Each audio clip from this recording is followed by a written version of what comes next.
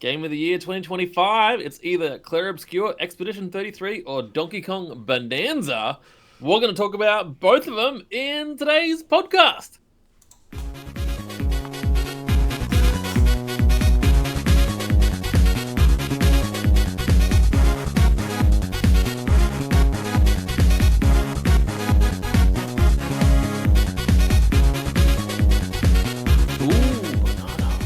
Banana.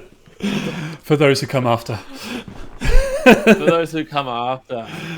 Nick, we're here together. We've played both the games. We've finished both of the games. Mm-hmm. I feel like Clair Obscur was last week. Well, a couple of weeks, months ago. Oh, the shots start coming in already. And DK's here. It's fresher in the mind. We're going to spend 20 minutes talking about DK, 20 minutes talking about Clair Obscur, and then hopefully 20 minutes comparing the two. We'll see how we go. We'll see how we go. Before we start, is there anything else you want to tell our audience? Don't forget you can listen to us. You don't have to watch us. We're on all your favorite podcast platforms. That's right. Leave us a review on YouTube or podcast. But yeah, Nick, anything else you want to say? No, I think you hit the nail on the head. Don't forget to do the whole like, share, and subscribe. Do all that stuff, please, because we're trying to grow slowly with our little videos once a month or whatever it is that we decide to do. But tell you what, I'm going to leave a comment saying Team 33, and I would encourage Jeffrey to leave a comment of Team DK. And so hit a like on those so we know which team you're on, and leave a comment or something like that, because I can't wait to shit on DK and praise 33. But let's get into it. Okay. Nick, I am starting the timer for 20 minutes. It's on. Let's go. All DK, right. spoilers. There are spoilers for everything. Don't listen unless you finish both games. Spoilers, Go. Spoilers galore. Tell me about DK. Oh, jeez, there's a lot of bananas in this game, man. So I'm fresh off the... Okay, I'm going to stop you. Just tell me, does the ending elevate the game? Oh, absolutely it does. Yeah, that's a given. Like, regardless of how I feel about the rest of the game, the ending absolutely elevates the entire experience. I think I mentioned it to you in the car the other day how I think it all seemed very generic sort of Pixar movie with that little... What was he? Like the little monkey... What was it? It's Wreck-It Ralph. Wreck-It Ralph. Well, the boss of the game, the big boss, and it just Poppy Grumpy. No, yeah, Poppy Kong, Grumpy Kong. I don't know. Void Kong. He looks like a little spider monkey or whatever he is, but just it seemed like such a generic villain of like, now I'm gonna take over the world and take all your bananas. Like very typical classic Nintendo story bad guy game. And so I wasn't really interested in the story the entire way through, but like that big reveal at the end when he gets smacked away, and I'm like, DK sure got to him really fast. And then it was like, it's K. Rool. It's King K. Oh, well, this is cool. I feel like he's a much better, he's been around since the OG, since the original Donkey Kong Country. And it was great to have, he just sort of came out of nowhere. I wasn't expecting it. And I thought it was great. I'm assuming you had. I still haven't watched the video. I'm sorry. I still had more bananas to connect. I still haven't watched the video yet. So, but I'm assuming your reaction is in that video up on youtube.com/Nick&Jeff. Yeah. Yes. I think what made it extra fun as well is all of a sudden the enemies that you were fighting all along as well. Like, they're actually Donkey Kong Country enemies all along, and there was just lots of consideration. Like, Nintendo hates. UK or Rare made Donkey Kong what it is today. Yep. Like, Nintendo hates them. But like, no, Nintendo, like Japan, like fully respected everything Donkey Kong Country. Yep. And even to the very end is like a Nintendo 64, Donkey Kong 64 arena, not rip off. Or whatever. Yes. And just the whole thing in New Donk City, like, and you're climbing up, and like when it went like 25 meters. 50 meters. Like, I'm just like, what an homage to like the original Donkey Kong in such a cool way. Yeah. And even like the whole game, you're going down, and like there's like layer 1100, 1200, whatever. And then at the end, you're going up. Yes. Like it's reversing order. Like in that fight was easy, but yeah, just So cool. I still stand by the fact I think So they revealed well Pauline a little bit too early. I feel like the internet would have gone crazy if they didn't reveal that in the trailer that you had Pauline. But I feel like she's such an integral part of the game with the singing and turning into all the different Bananza creatures. So it's, I don't know, you're kind of happy to spoil it, but also at the same time I think it would have been cool if they left it a surprise. But we only got 20 minutes, so I want to know who's your favorite animal to turn into? Who's your favorite Bananza transformation? Oh, you know what? I think I just like the regular donkey, the strong Kong. What's his name? Yeah, okay. Bonanza Kong. Yeah. Kong Bonanza. Yep. Just the regular one. Just that feeling of whoop, bam, like and punching through the walls. Especially I very early on like made it so it was like a Kamehameha type of thing, like just a massive punch. Yeah, like the energy wave, whatever it is. Going through the wall. Yep. I never got sick of that one. Really? Is yours No, that's my favorite. Ostrich. The ostrich is my favorite song. My favorite song. Ostrich is my favorite song. Funnily enough, it's funny with different playstyles. That spinning charging punch, that was like one of the last things I upgraded. I didn't really use that until maybe the final layer or two, which was interesting that you used it a lot. My favorite creature is by far the elephant. I reckon I spent probably 60% of my game playing as the elephant. Which is crazy. Like I felt so sorry for you watching, like you playing at the start and like, yeah, gotta destroy everything. Yes. And then I'm like, just wait till you get that elephant, man. It's gonna make your life so much easier. It's just like something inside me that just needed to destroy everything, clean up everything. It was hard to do as DK because all he did, I felt like, was make little holes everywhere that he could fit through, just like some sort of little ant digging a tunnel. Whereas the elephant was just able to consume everything. And like I said to you in the car the other day, there were entire areas that I picked to the bone. Like there was nothing left. But yeah, my favorite song was definitely the ostrich. I thought that was really fun and really like just really groovy to listen to. Did you have a favorite song? Zebra by far. Zebra. I think the snake song is probably my least favorite. Really? Okay. But yeah, they're all pretty damn good. Like they're all pretty catchy. And, Pauline. Like Pauline, I loved her. Did you like her sleeping? Did you listen to her sleep or what talk to her when you went to bed? I didn't rest. Or did you skip those? I didn't rest that much. I reckon through the entire playthrough, even though like it gives you the extra hearts and stuff, I rested maybe 15, 20 times throughout the whole game, and like I feel like that's being a little bit generous. I reckon I slept maybe 15 times. Probably less through the entire game. I slept every single time. Yeah, no, I couldn't be stuffed. Wow. You know, you get more and more hearts, right?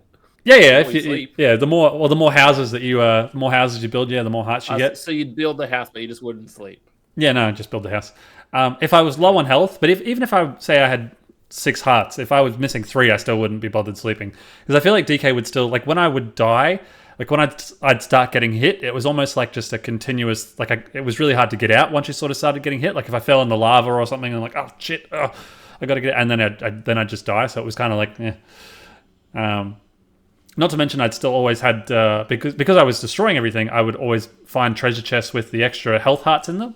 And so if I died, it would refill my hearts anyway. So I didn't really need to rest all that often. But it sounds like you really enjoyed Pauline's little stories and good night. When she did talk, I thought she was really good. Yeah. I just always thought it was just so clever, and some of the houses were like just in the middle of nowhere, and you could get some sort of generic thing. Yeah. But there was just so many times of like, oh hey, I just saw this thing or this thing happen, and then when you go to sleep, she talks about that thing or that area you're in. Right. And I just thought that was like really, really neat.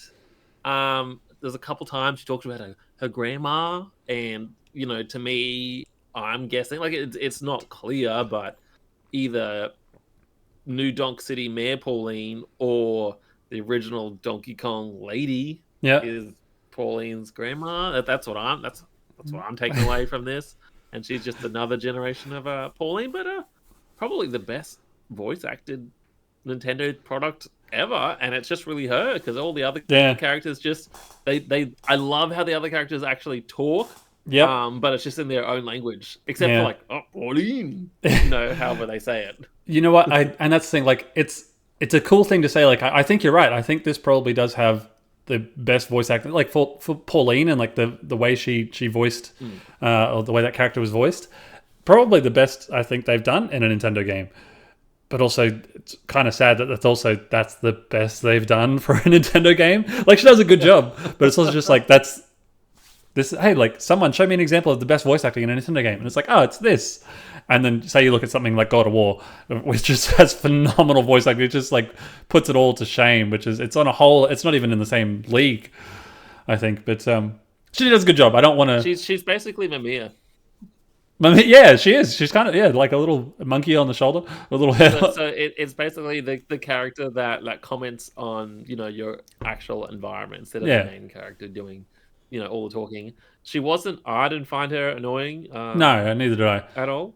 No, she grew on me for sure. Nick, did you have any favorite standout, like, little, I call them shrines, but challenge levels? You know what? The purple doors where you do something, you do a little the little shrine rooms. Course. None really stood out as like excessively fun. Maybe some of the little ice cream ones that I think Jake shared in the chat with the little cubes that roll down from the ice making machine. I was a little bit disappointed that there weren't more. And I can't believe I'm saying this after how much I didn't like Tropical Freeze, but I'm a little bit disappointed there weren't more like classic Donkey Kong style levels. So like if you're on like the minecart sideways, I think there was maybe 1 or 2 of those. Yeah. I think 1 or 2 throughout the entire game, or even just like side-scrolling Donkey Kong levels with maybe find there wasn't a single like find the Kong or anything, none of that throughout the entire game. Which you needed to scan your amiibo to get the Kong. Yeah, which I thought was interesting, especially when we went to Universal Studios again this year and finding the Kong and finding the letters. Like finding the Kong I feel like that's an integral core part of Donkey Kong, right? How could Nintendo have clearly made this game for like 5 years, right? It's probably been cooking ready in the bag. Yeah. And they're like, oh yeah, we're just building a theme park. Don't worry about the new design. Don't worry, we can't share those secrets with you. Yeah, of course. This theme park's gonna last, for years and years and years. Yeah. This super dated Donkey Kong design. Yeah, that's right. Yeah. Yeah. What about you? Definitely the shrine stuff. Definitely the ice cream cone stuff, man. That was in the main gameplay as well, and a specific shrine dedicated to it as well. And I thought, oh man, it's just so fun. Like, you aren't really doing anything, you're just digging a course for these ice creams to go down to. You know what, maybe the cranky... We've got 9 minutes, Nick. Oh no, maybe the Cranky Kong one at the end of the game where you got like the wave of 5 bosses and you sort of chunk through those with the time limit. I thought that was a pretty cool one. It was challenging, but I didn't have to do it maybe more than 2 or 3 times. Do you know what level I'm talking about? I don't know what... Yeah, you had to pay... was it the very final challenge level? The final Elder? No, it was like... all the Elders combined? It was like when you go back and you get to do that first area again, and he builds... there's like a boss challenge level, I think, and there's 2 things that he builds. Oh, Grumpy Kong. Kong, you mean. Oh, what did I say? Angry? The Builder Kong. Yes. You said Cranky Kong. Oh, yeah. Oh, sorry. Yeah, that's right. That's the old one, yeah. No, there was like 16 in a row or whatever. That was actually very challenging. Yeah, I enjoyed that. Very, very good. Nick, is there a game like this? You can at the start, you're kind of comparing it to Mario, but I don't think it's like Mario at all. Really? Is there any other game like DK Bonanza? Yes, absolutely. I think there is. I mean, it's that. Oh God, I feel like there's so many. Any of those sort of like, it's very reminiscent of those late 90s or 2000s character platforming games. I think Banjo-Kazooie, even games like Super Mario 64, Mario Odyssey, Mario Galaxy, obviously it has the building blocks of any of the 3D Mario games because it was built by the team that did Mario Odyssey. But I think very similar to those those character types of open world games, if that makes sense. I think it's similar. Obviously, it doesn't have the thing that makes this Donkey Kong game unique is the destructive element, right? The fact that you can destroy pretty much everything throughout the entire game. But the rest of it, I think, is very, very safe. So, I mean, I want to get into this in a minute, but you've got you've got a lava level, you've got an ice level, you've got a forest level, you've got well, maybe not the minecart level, but you've got the beach level with all the fruit, and you've got you've got like you got a desert level, and they did that in Ocarina of Time. You got you got a water temple, you got a fire temple, you got an earth temple, you got a grass temple. It's the same same building blocks, the same elements that we've seen for a long time now, I think. Are you frozen? It looks like you're frozen. Yes, Jeffrey is definitely frozen. You know what? Well, I'm going to keep talking anyway until Jeffrey unfreezes. Are you unfrozen now? Okay. Sorry, I presume you just ranted about all the different elements that are in every game ever. Yeah, and so I think DK is very much the same as that, and if not, even very similar to Astrobot, which we got last year, and I still think Astrobot is the better game. Sorry. Okay. But yeah, it's like, so you don't think there's anything like DK? Because I feel like I prepare a pretty compelling argument there. I really thought it was totally different than any other platformer as well. There wasn't as much focus on, I guess, super tight platforming, but to me, it had a lot of the curiosity, exploration elements that I guess Nintendo's kind of known for. There was, fire, beach, grass, whatever. But I did feel like there was just this unique element of punching through everything. That Tempest layer, which had like the lava dripping down. There's like one of those layers where you're just digging all the way through. It's kind of like one of those palette cleanser levels. Yep. That groove layer, I just thought, like, damn, they're actually pretty unique. That some of the first levels are kind of a bit generic. Generic, just not the greatest or most memorable. But I felt like the further you went down, the more unique elements kind of came into play. And that's true. To me, like that resort layer, right? Okay, you say it was a beach, but like to me, it was a brand new gameplay innovation of the chunking, the building. Like instead of destroying something, but you still using that same gameplay element to chuck something, and it's creating this like rainbow bridge or like lifting you up.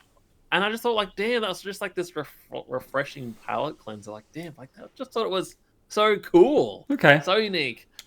And then getting down to the the very end, like having all that K Rool stuff. And And let's say I don't want to be like such a negative voice. Like I feel like I'm the opposite of you with this one. Is like, not that I think it's a great game. I think it is a great game. Fine.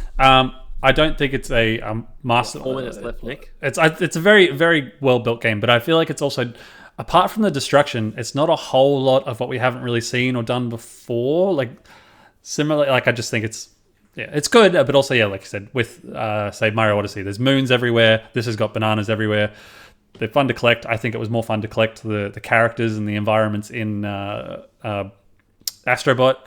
I think DK is a much cooler character than Astrobot. I think Astrobot himself is kind of yeah. But yeah, I don't know. It was a good game. I don't know what else. What else? What's good? I think one of the things I do think it went on a bit too long. Yes. When I got to the feast layer, which I feel like is the most Banjo-Kazooie-ish layer there is. Yep. I was a bit like, oh, it should have been over by now. Yep. And I do think some of the rest layers or like the in between layers, that not the full like 3 layers deep levels. Mm-hmm. I feel like they could have been spaced out a bit differently. Like the Diddy and Donkey Kong thing could have been Diddy Kong and Dixie Kong. That could have been like sooner as well. Well, and you made a good point with the fact that like the deeper you get, the more, I guess, unique and interesting the layers get, apart from going to do the fire, the ice, the desert, the jungle, all that sort of stuff. But I feel like the deeper you got, the harder it was to destroy things and to break apart the world, especially when you get to like the indestructible layer and all sorts of stuff. And for me, that definitely took away from the overall experience of like, it's fun to destroy things and it's fun to like break the world apart and like lift up this rock and see what's underneath, and then you get to those harder levels and it's just not as I feel like the destruction is a fun part of the game. Yeah. I guess what I think is a lot of the you can play it however you want. You can destroy everything. Right. You can get the bananas and get the fossils, or you can go, oh, look at this crack in the wall, or like, why are these rocks in this formation? And the curiosity is like, yeah, I will punch that thing, and then that leads to your reward. And I guess the dopamine hit of getting the reward, which is like good, cool. Getting the moons in Mario is like, you just get the moon. But I think this change of getting 5 bananas equals a unique power up or whatever for your skill tree, that kind of like just kept feeding. Like I got to keep going to the next one. Go to the next one. That stupid gameplay loop of putting the next group of bananas down the shaft. Yeah. And I'm like, that wasn't like a. "Oh, I'll just stop. I'll beat the boss. I'll get to the layer and I'll stop. Like, oh no, I'll get to the next layer and I'll get the bananas. Oh, well, then what's this? Oh, what's this new gameplay thing? And I just thought, oh, that was such a unique, And I feel, awesome. yeah, you know what? A good comparison for that wowould be like, say at the end of Zelda when you beat the boss, instead of getting the heart in the temple, the heart like flies away to the next area or something. You have to go collect it there. Yeah. That's a good way to compare it. I was curious if you have your stats. How many bananas did you collect? Because in total, I have collected 963. I think I matched sort of close to you. Obviously, I got all 777 bananas. Yeah. Obviously, I bought some, not knowing early on, and then I stopped buying them. Yeah. And then when I realized you had to buy the rest to get 999, I didn't care to do it. I had already Yeah. got 3 stars on the file or whatever it is, and so I felt no reason, or I didn't feel compelled to get 999. And clearly you haven't either. Well, no. Once I got all the bananas in the game, I spent the rest of my currency and got what I could, and then that was it. So I'd love to know. You'd have to leave a comment or message me later if you beat 963. But I think I was closest. It was definitely around 950 or something like that. Okay. And I'd love to know your total destruction stats. So I think I've got I don't have that. 7,838,312 meters cubed. There it is there on the screen there. Is anyone playing it? Everyone's gonna say, yeah. But I'd love to know what your destructive stats and all your bananas were. Okay, quickly, 50 seconds left. Is this a game of the year? It's definitely not my game of the year. No, it's like I said, it's a very good game, but I feel like it's not different enough from stuff that we've seen before. And we can. Well, I have so many reasons as to why it's not game of the year, but no. The simple answer is no. All right. Well, Nick, that's pretty much. We got 20 seconds. Is there anything else you want to ask? Anything you want to shit on, DK? Well, what do you think of the end song? The final song at the end, or like just kind of building up? It wasn't that good. It wasn't that good. Breaking through. Yeah, it was. The break free from Mario Odyssey was better. And like oh wow, they're the same. Yeah, and yeah, the break. I didn't realize. Yeah, the break free or jump up, whatever it was. Yeah, there's a break free song where you're Bowser or whatever. Yeah, I feel like that was a lot more fun, and I think the ending to Mario Odyssey was more fun. But same team, different game. Yeah. All right. Claire Obscure Expedition 33, Nick. Thank you for joining us, now people that have you're skipped going ahead. to be asking all the questions. So people have skipped the timestamp of like, we don't care about DK. We want to hear how awesome Expedition 33 is because we skipped all that DK crap. So welcome to the podcast, everyone. We're now talking about Expedition 33, the superior game.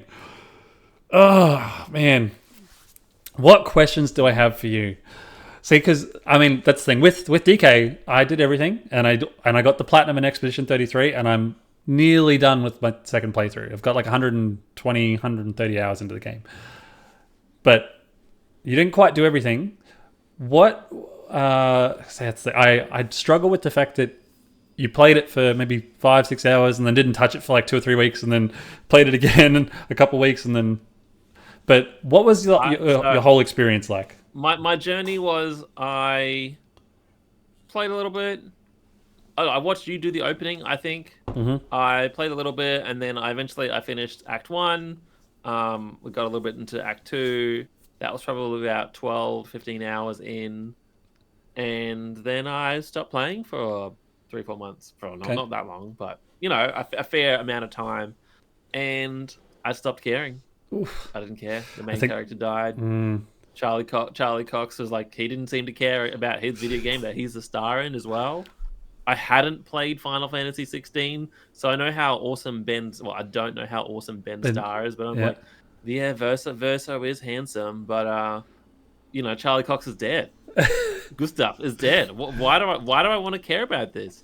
And then I decided to watch the whole thing on YouTube just to shut you up. And then I'm like, yeah, cool, crazy story. Yeah, and then you were in Europe, and then I'm like, I'm just gonna finish this out of spite, just to spite Nick, and I'm gonna keep it a secret from him. And then I straight up told you, and you didn't even pay attention. Yeah. I was in it. I'm pretty sure I was in Amsterdam and just off my face, and it was. But I can't believe I didn't even notice until like a week later, and I'm like, you guys need to finish 33. It was more fun teasing you, I think, about everything I didn't want to do. I think when I tried to jump back in, I would play 20 minutes and then I just sit on my phone, or I'd find a reason to I don't love this as much as everyone else does. Nick, to me, I think honestly, it is. I know I'm just downing on your game of the year right now, and I've been waiting for this moment, but it is good. The music is phenomenal. The voice acting is phenomenal. The story is pretty damn cool and very interesting. I suffered, I think, through all the tutorials. I didn't quite understand how to play. Obviously, I knew the parry system, and I guess I didn't really quite know. Like, do I always parry? Do I dodge? And then the jump got introduced, and then the gradient reversal thing got introduced. Like all those things, I sort of get those. It's kind of like Paper Mario or whatever, Super Mario RPGs and stuff. Yep. The timing's really fun. Parrying is very satisfying. But I think when you would miss a parry, damn, that really sucked. That was really annoying. Like, you just like all that effort and all those animations, just like, oh, I screwed up, so I don't get to like damage the enemy. But yeah, I think I really suffered at. I understood Gustav. Do enough rounds of him, and then he gets his super lightning hand and zap. Big zap. Yep. Mael and Sasha. Oh, hold on, I had the characters list. Ciel and Lune and stuff. Yep. I still couldn't tell you what to do. There was one has the cards. Yep. And the other one has the 4 elements. You do this element, and then that charges that one. Yeah, you know what? Get to the very end, I still didn't really know. And the other one, and then is who's the main character? Mael. She does like the virtuous dance and the defense dance. I didn't get it. I didn't get it. I will agree that I do think that even after all this time, like combat itself, or like how the fact that each character is so unique, is, while it's cool, I feel like it is very tough for new characters to grasp. Like even after 120 hours, with Lune and her elements, and if you use the fire, it gives you an ice. It gives you an ice shard, and if you use ice, it gives you a fire shard. If you use grass, it gives you a light shard. And also, it's. I think she's probably the most confusing out of all of them, and so that I feel like that would be hard, and it is, I think, quite a steep, little bit of a steep learning curve, because the game didn't really explain Pictos too well. I think the Pictos thing to me, like, I barely understood what to do with the Pictos. I would, play around with it, but you had to come over and show me like 12 hours in, like, oh, you need to do all this to make your character good. And I think that was just so confusing with use the Pictos, but then you get half of the buff or whatever, and then you can keep that permanently and stuck it to the the side of your never-ending Picto thing. And I guess to me, the last thing, I'm gonna let you go. The text. I know. I ran this. I could not read these things. Every Nintendo game ever, right? That the text is giant. I don't think I need glasses, but clearly the internet tells me I am blind, because I could not read what all these Pictos did. I had to move to see them all. To be fair, and especially when I moved, that's when I discovered the UI also tells you, oh, Micelle's in this, Mael's in this dance next, or use this down. Like, I had to really read all the UI stuff, so that ruined it. Well, and that's the thing. To be fair, I like, for those playing at home, you sit probably maybe twice the amount of distance away from the TV that I'd say the average person does. This is a normal. I have a 75-inch TV, and I'm 3.8 meters away. You are 4 meters away. That is quite a distance. But I think most people are maybe 2 or 3, like 3 max. But I digress.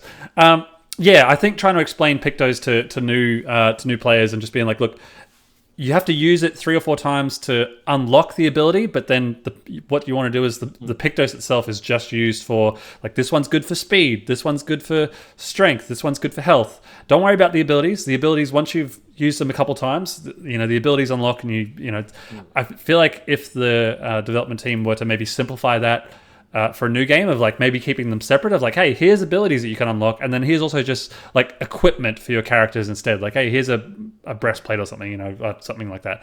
And Nick, for those playing at home, I forgot to hit the timer, so we've still got 20 minutes. Yes. More 33 time. Extra time. But I think the thing that, because as I was playing it, I was like, I remember thinking that this game would have to be absolutely up yours and Jake's alley. Because for one, they draw a lot of elements from lots of different games, obviously. Yeah, So it's Persona, it's Mario RPGs.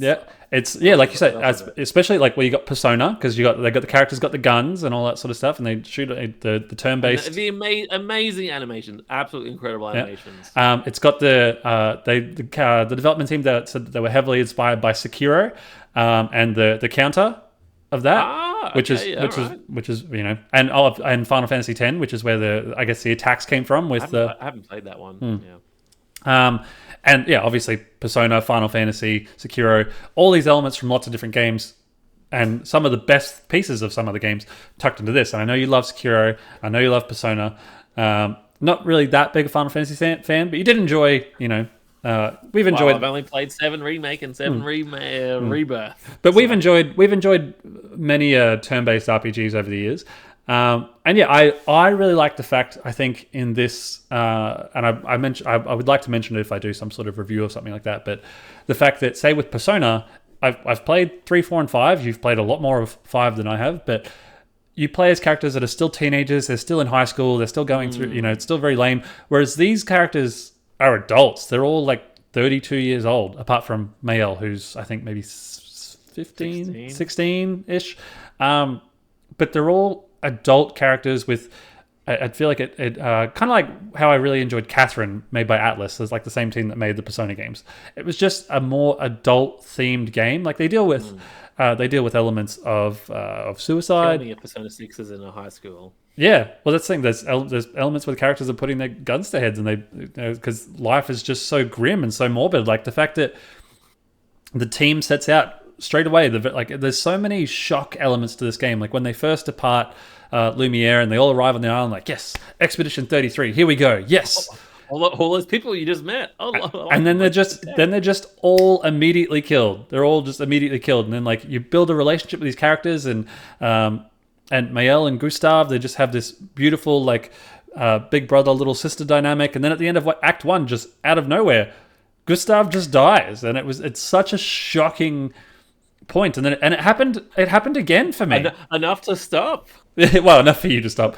But then it happened again for me when you reach the end of Act 2 and you get to the painters, you take out what you think is the big boss of the game, and you take out the painters, and then everybody dies. Everyone in that canvas just gets erased and disappears, and you're like, what the hell? I beat the final boss. Now everyone's dead.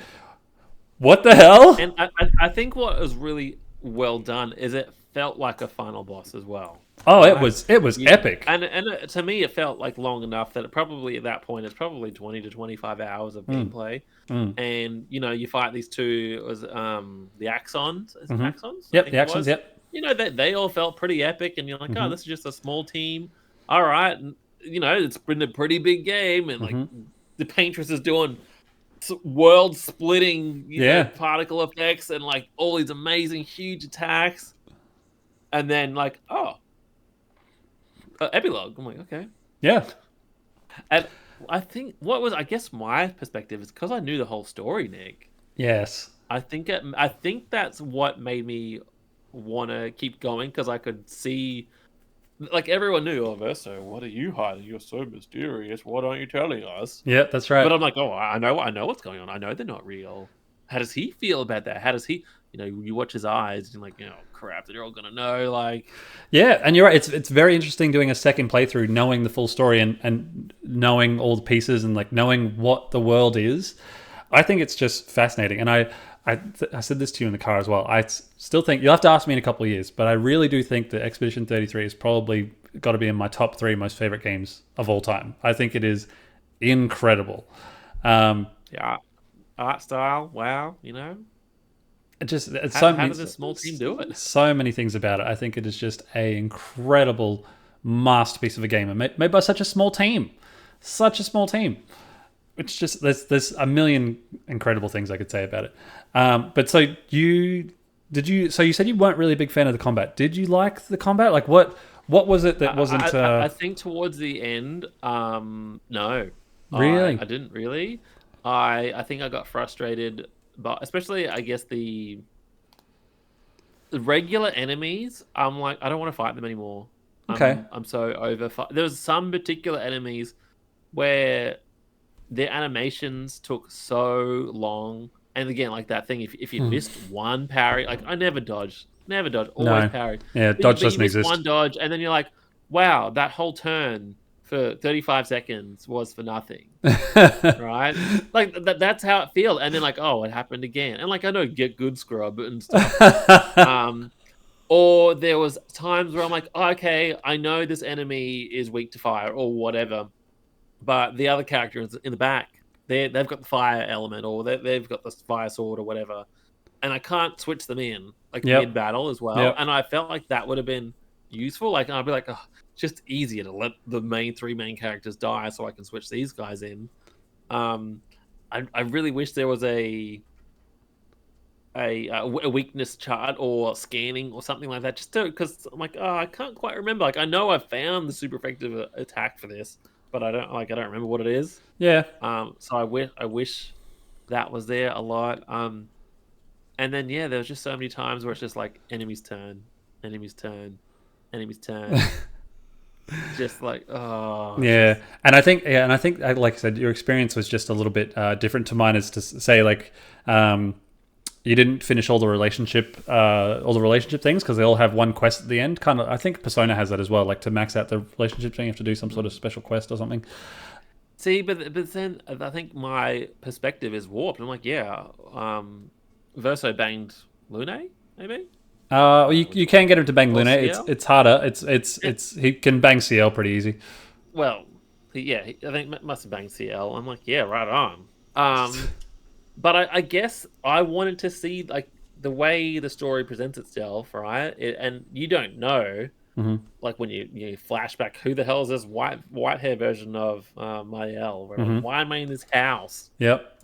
And then I guess when I finished Act Two, like I felt like I did nearly well. I probably didn't do nearly everything, but I felt like I explored a fair bit in Act Two. Did all the excellence, try to do as much as I could with SKA and to all these other new places I could, swim to or glide to or whatever. Yep. And then Act 3 is like, let's finish it. Come on, like I got to see the real ending. And so I did do a few boss things. Some I won, some I clearly were not leveled for. Yep. But then I'm like, I'm not I'm banging my head against the wall against some of those harder ones, which I felt like I was probably like 35 minutes, and I'd get a quarter of the health down and then die, and just like clearly I wasn't leveled up enough for it, but I could survive until I made a mistake. Yeah. And then I'm just like, well, I don't need to see the rest. I know the gameplay. I'm frustrated by so many enemies. I want to see the ending. And then I was perfectly leveled for the ending round of stuff. Okay. Right? So to me, it's all the big post game, post epilogue stuff is what should have happened. And but then I was like, I've seen the endings. I was satisfied. True. I do the great music. I do wish that if I'd known you were playing it again, I would have told you to. You absolutely had to max out the relationship. So as soon as the epilogue or the final act starts, after you beat the paintress, go talk to all your characters, flesh out those relationships, and then once you talk to them, you'll get to, I think, level 6, and then they'll say, hey, help me out with this thing, and then their little, I guess, side missions or optional stories will appear on the map as a little X.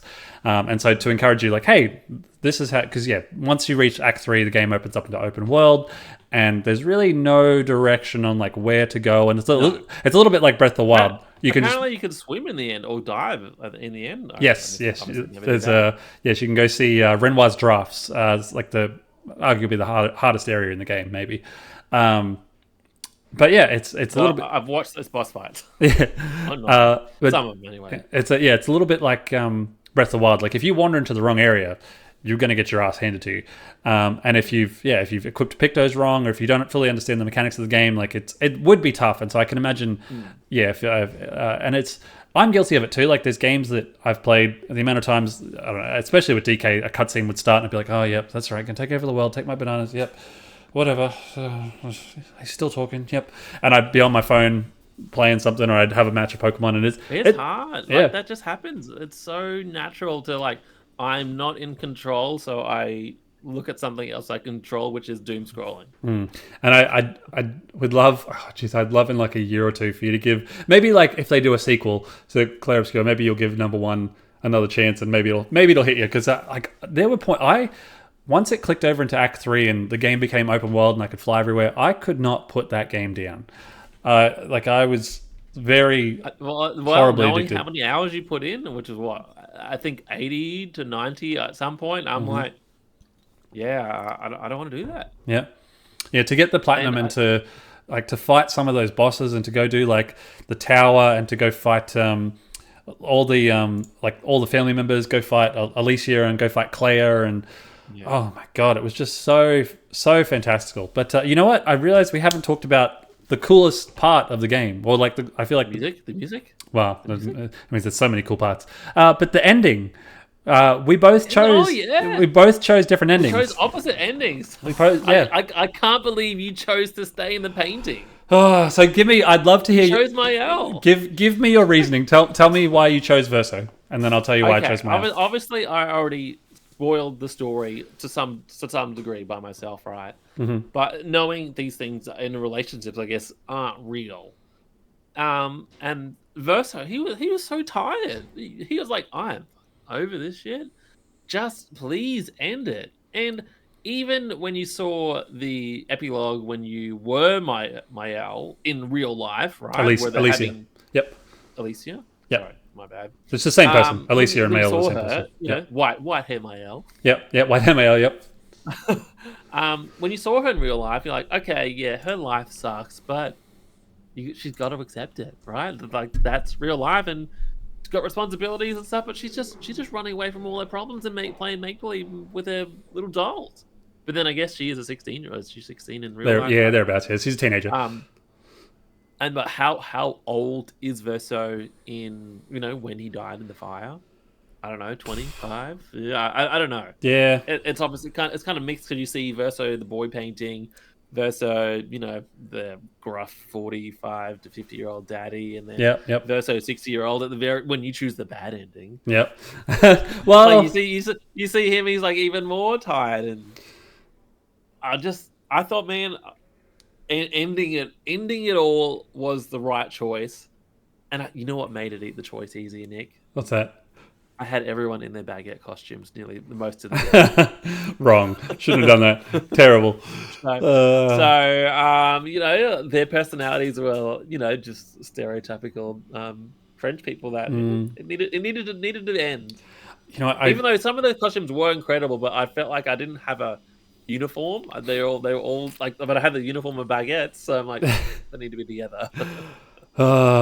So for me, why is the Alicia ending the right one for you? Yeah, Alicia and Mael.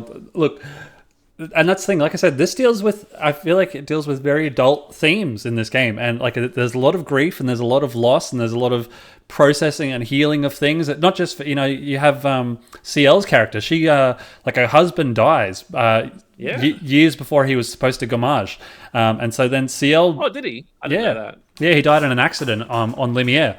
And so he didn't Gommage. He just died in an accident. And so CL gets so depressed and so broken up because of that she decides that, you missed this as part of the character arc, but she decides to kill herself. She decides she wants to just go and she wants to swim out into the ocean and just keep swimming until she can't swim anymore. And funnily enough, that's... Wait, who saves Gustav? Was that Lune or was that CL at the start? Who saves... Before he's about to kill himself. Oh, that's Lune. That's Lune. But yeah, so CL swims out into the ocean and goes to kill herself, and then it's actually Esquier. Esquier finds her as she's like drowning and as she's about to give up on life, and he picks her up and takes her back to Lumiere, and she wakes up on the beach. She doesn't find this out until later on. She talks to Esquier and it's like, oh, and Esquier's like, oh, we've already met before, and all that sort of happens. But yeah, she was also pregnant with her husband's child, and then she didn't know, and so because she tried to kill herself and nearly drowned, she had a miscarriage and lost the baby, and so she's dealing with a lot of grief throughout the game as well. But the reason I chose Mael's ending is, even though all those things I didn't get spoiled for. I think that's new information to me. There's no information. Only I finished the game. Only you finished the game. But even though these characters don't live in a real world. I use that term very loosely. It's a world that's real to them, and it's a world like they've spent the last however many years, 60 years, trying to fight what they believe to be the painteress, and just trying to fight and trying to fight for a right to just live and enjoy their lives, and just even though it's not real, it was real to them. The relationships that they built were real to them. The families that they made were still real to them. Painting or no painting, it was still, the entire game. That's what they were fighting for. And so Mael just wanted to. I guess she was still processing her grief and still wanted to live with Verso a little bit longer in the painting, live with her brother, and the Mael half of her still wanted to live with Lune and live with Ciel, and But I guess the other thing I think about is the people who are brought back know it's fake and it's going to end. Like Mael, Alicia, like she's gonna come out of the painting, and their world will stop. Well, so at what point do you? That's right. Well, that's right. Think, why should I stay here? Why should I live my painted life or whatever when I know everything I do is going to be for naught at some point? When is that? You don't True. know. And you make a good point, because Mael talks about the fact, or Alicia talks about the fact that she hid the painting in a place that her family won't find it anywhere. So that world can still exist even if they leave the painting. It can still thrive and be on its own. It's just that the family won't be in the painting anymore, and they can all just live their lives. But the moral dilemma at the end is that painting is still alive and is still being kept alive with a piece of real Verso's soul. And so that's that figure that you see at the end that's painting away, and he's tired, and he's ready to stop. Because it's a painting that Verso painted as a child, and then grew up and would go in and visit the painting and all that sort of stuff. And so like while I chose Mael's ending, I think once I went back and saw both endings, I'm like, you know what, Verso's ending is the right choice. And when I do my second playthrough, I'll be happy. When I finish my second playthrough, I'll be very happy knowing that I'm choosing Verso's ending the second time, and that I want to be my ending. But at the same time, I still got to be Alicia and still live with the family and just enjoy my time in that world a little bit more before I finally put it to bed. I do think like the Gamage thing, like that's such a cool story thing, right? People slowly, dying, whittling away, and what do they do? And I guess your first playthrough, you see it from the expedition's side, right? Like you don't know all the mysteriousness of Verso, where I know Verso knows he knows. And so I'm like, yeah, I'm on Team Verso from the start, despite Gustav dying. Yeah, well, yeah, it's very sad that they replaced Gustav so quickly, like literally within seconds. As soon as you start up as a Verso again. All right. Anyway, we're done. Nick. What about? Are you a woo or are you a woo? Well, look, sometimes I'm woo and sometimes I'm wee. Eskia and Minoko, they're the best. They're the best. Sorry, women. Did you notice that the just a fun little trivia fact, like the gestrels, the little wooden men, they're actually like the little painting figures that you might find in they remind me of the trolley trolls, like with the hair, the small figures with the hair. Well, that's actually it's meant to be paintbrush hair. That's their hair is the paintbrush, and so the little figures are like the little mannequins that people use in artwork to draw figures, to draw humans. Little like wooden sort of figures that break them up into like hands and forearms, and I'll have to send you a picture. But yeah. It's just a fun little trivia fact that's what the gestrels were built off. But anyway, now we should get into the game of the year discussion. Actually, Minoko had the best combat, Nick. I understood his one. Oh yeah, he was good. I love Minoko. All right, Nick, that is more than 20 minutes. I've got 30 seconds left of the 20-minute countdown. Yep. So there you go. We've had extra time on Claire Obscure. Well, it is a longer game. There we go. Now I found it. There we go. Another timer. These things. Those little wooden mannequin things. Yeah, I know. That's what the gestrels are made of. Anyway. These two games, Nick. Is this the conversation for Game of the Year? So far, yes. I believe you haven't played Silk Song.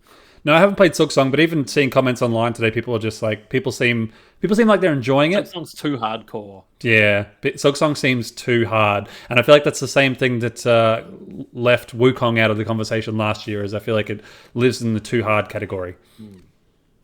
Can we say? I think these two games, the music in both games, so cool, right? You've got Absolutely. Bananza with its incredibly high energy, high adrenaline, like even when you go, oh, just it all like just makes me tingle thinking about it, right? And then on the total opposite side, you've got Clair Obscur with its boom, boom, like all the. I don't want to keep it. Yeah. I didn't see them playing Lumiere or Lumiere. Delicia, whatever those songs that like the main chorus songs are. Like they're so cool, so atmospheric, and even like the mime gesture fight music. Yeah. Loved it, and then I just know how much you loved that ending boss music. Like that was Oh, just like so anytime you fight, you. anytime you fight Renoir, like when they have some sort of like back and forth dialogue of like, well, now we've reached the end, or just some sort of like cool line. And it's like, well, it's like we only need to incapacitate him. We'll find a way to kill him.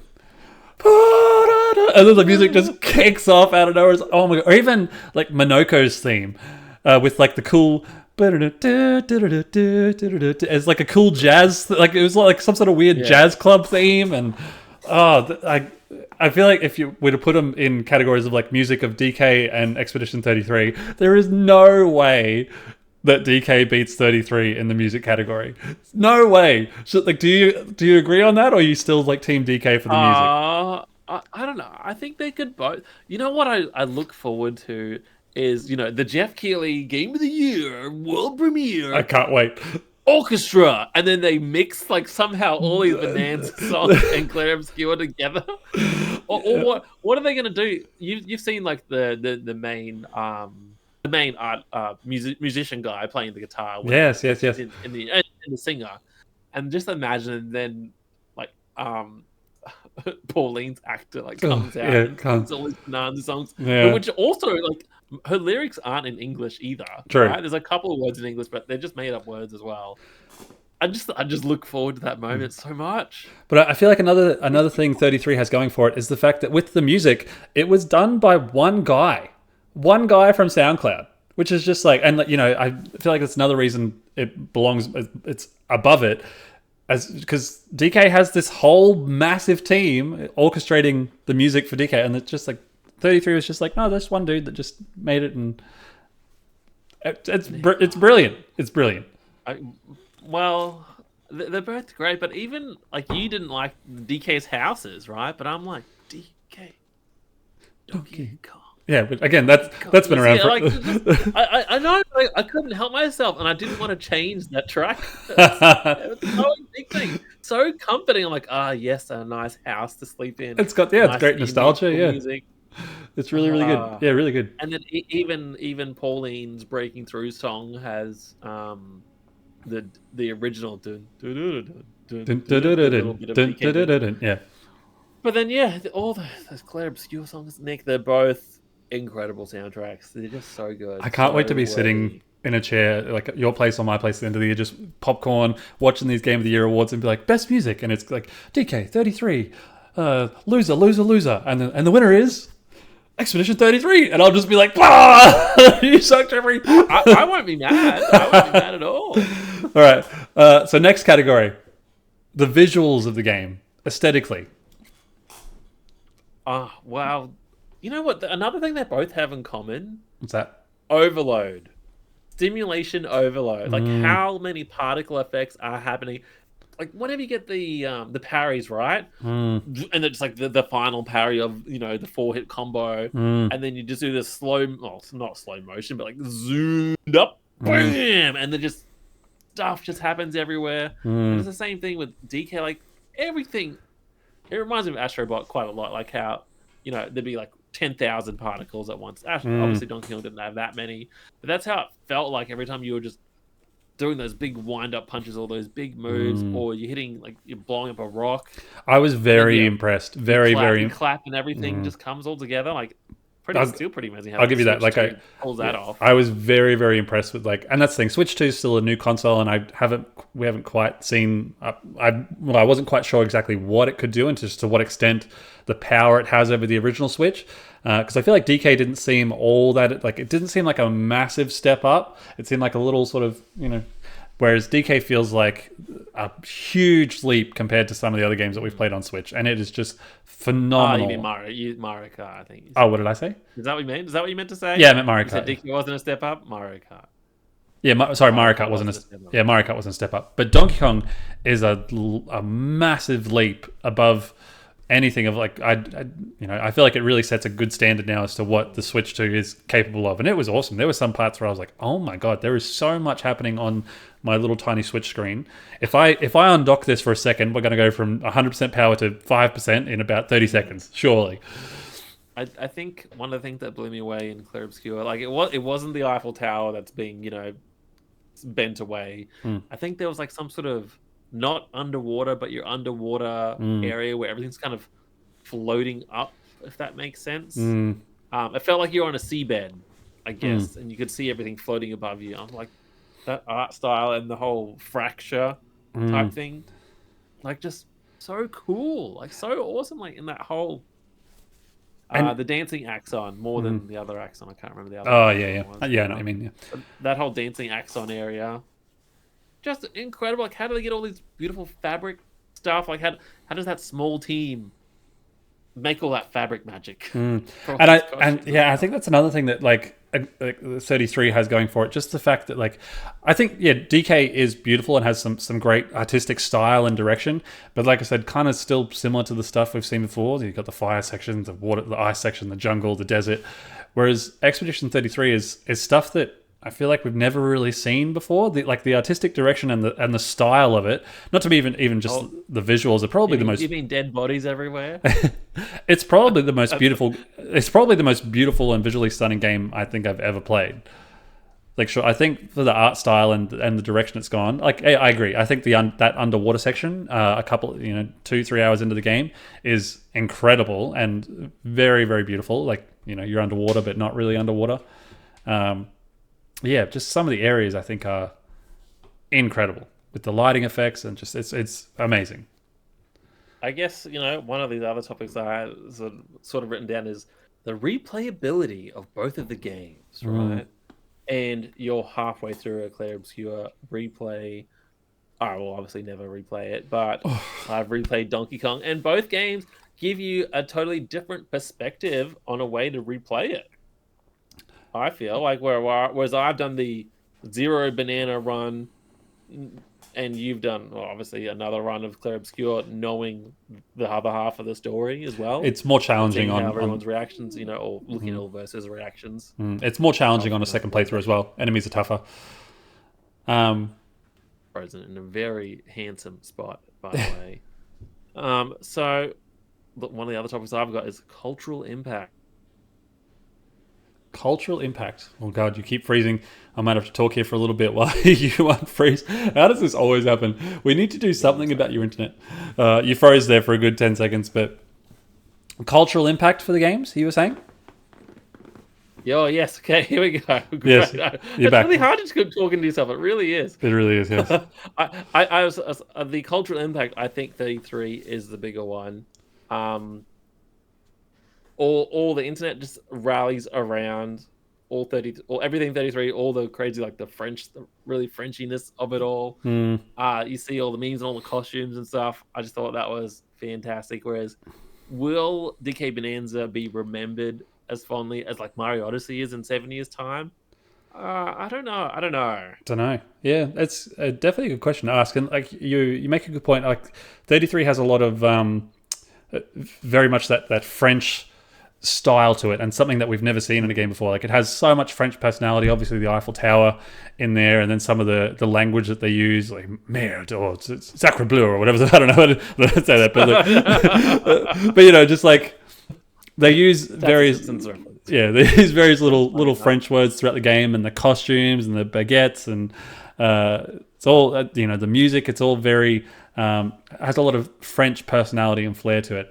Whereas DK still has that that Nintendo charm and that Nintendo flair, and they've somehow brought life back into DK again in a way that I can't imagine many people would have imagined. Like when we saw the reveal trailer, and I was like, oh, it's a new Donkey Kong game. Like, oh, okay, I guess.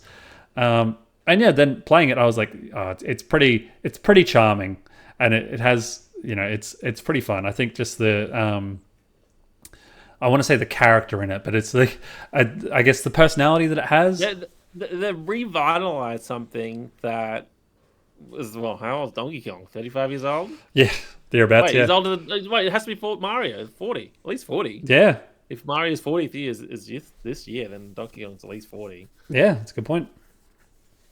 And isn't it just incredible? Yeah, they're just. I feel like they're both gonna be evergreen titles, if that makes sense. They'll probably just keep selling. Like you look at Mario Odyssey, right, and like the sales, it just keeps growing. I hope the same respect is there for DK as well, even though he's not Mario. But I feel like they set their goal, and I feel like they've achieved it.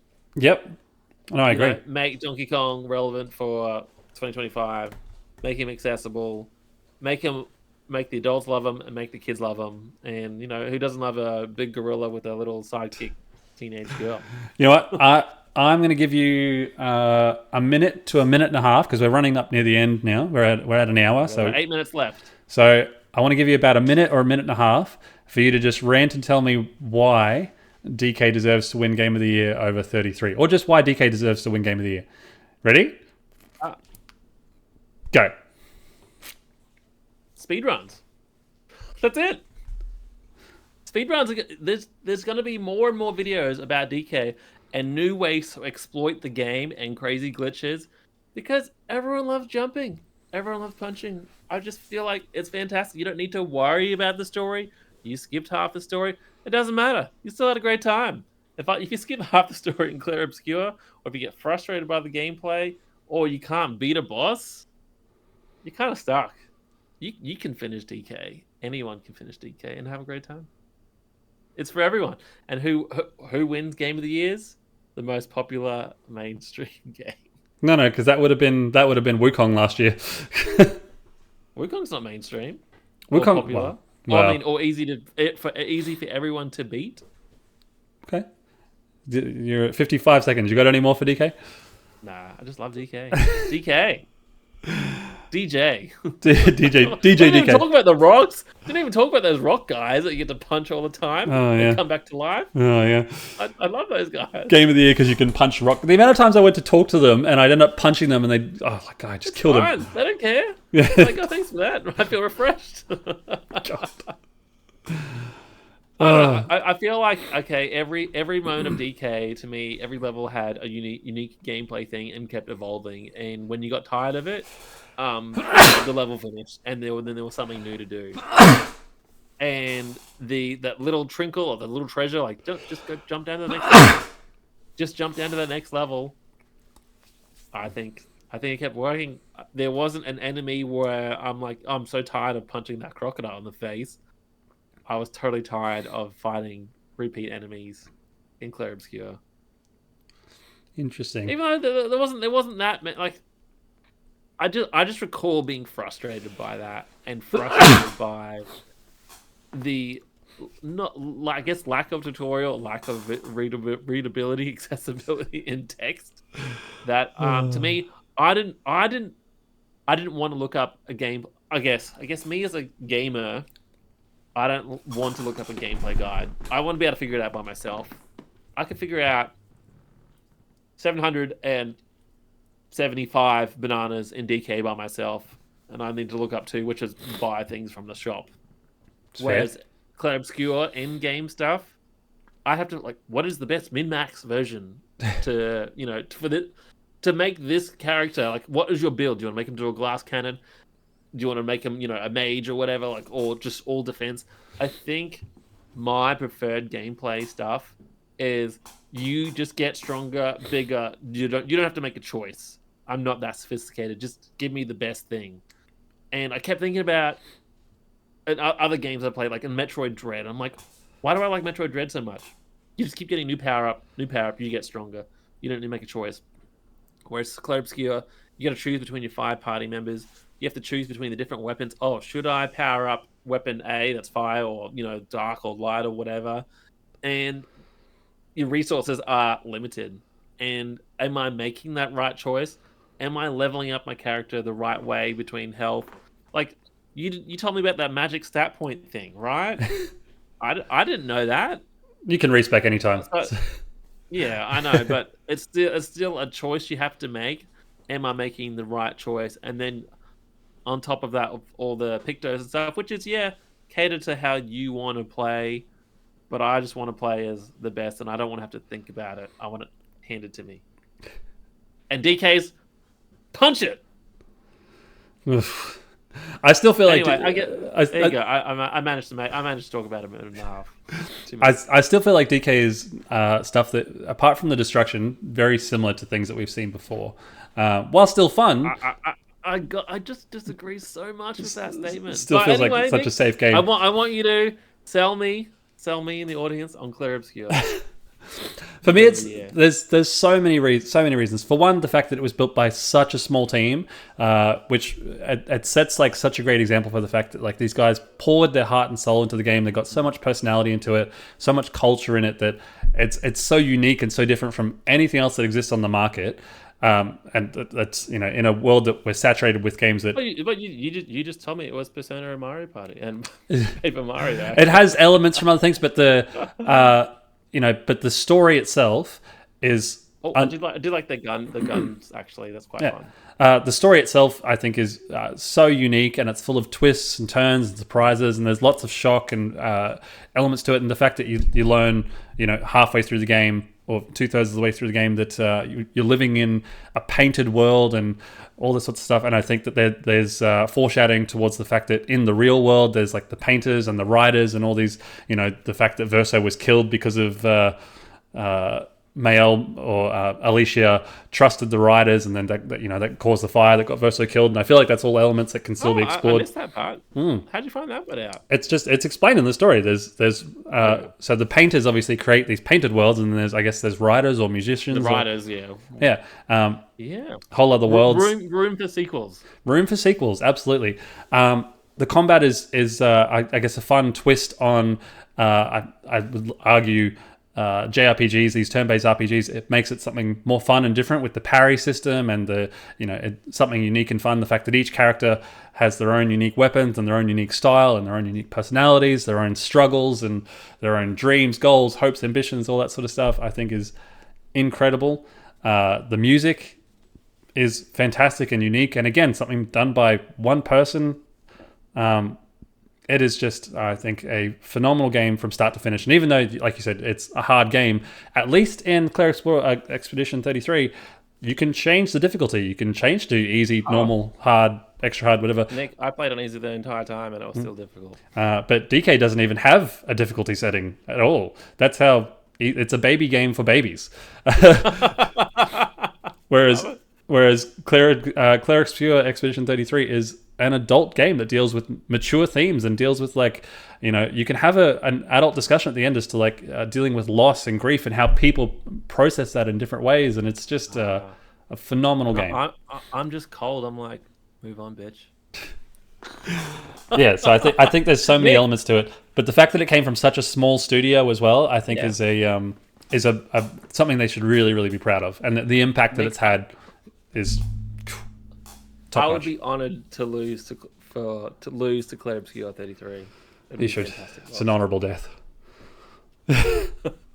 Nick, if Donkey Kong Bonanza is not Game of the Year, what do you want to see next to Clair Obscur 33? What is the competition? I still don't think it's Silk Song, even though I haven't played it at all. But I don't think that's going to be where it's at. I feel like it has to be Ghosts of Yotei.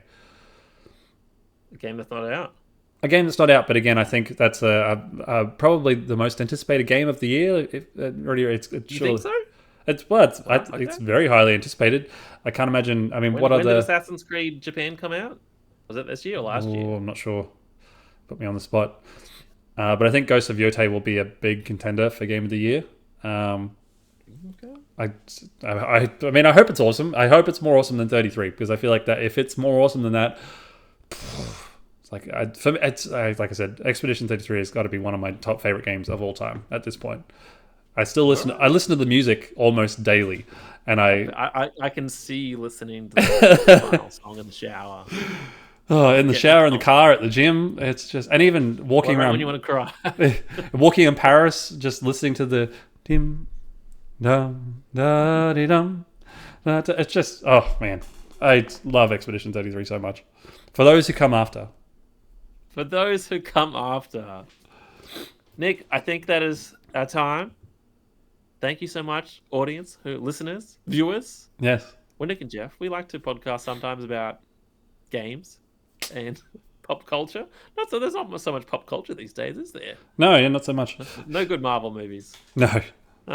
That's gone down the toilet. If only finished Dexter, we could talk about that. Sorry. I'll get to Dexter eventually. Well, Nick, thanks so much for joining us again. Leave a comment. Was it Team 33? Team Bananza? Tell us who you're on. Tell us who your game of the year is, if it's something else. But yeah, we thought this would be a pretty unique conversation where, we both have finished the game. We both like it. We both have different opinions, which just makes it more fun. Yeah. Man, I can't wait for 33 to win Game of the Year. I remember having these conversations with you last year with Wukong, and I was so sure that was going to win Game of the Year. But you're right, too hard. Whereas I think, you know what? Hopefully Silk 33. is going to come on. Silk Song's going to come. It's going to be so popular, sell so many copies. Nah, too hard. It's already too hard. It's going to take over in popularity. It's too cool. It's already too hard. We can both be losers. Anyway, I guess that's it. Love you, Nick. Love you, too, Jeffrey. Bye, everybody. We'll see you next time.